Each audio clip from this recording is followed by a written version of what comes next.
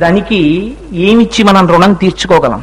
గురు పూర్ణిమ లాంటి మహోత్కృష్టమైన రోజున భాగవతంలో దశమస్కంధంలో పోతన గారు అంటారు, గురువుకి మీరేమిస్తారు? గురువుకి మీరేమి ఇవ్వలేరు.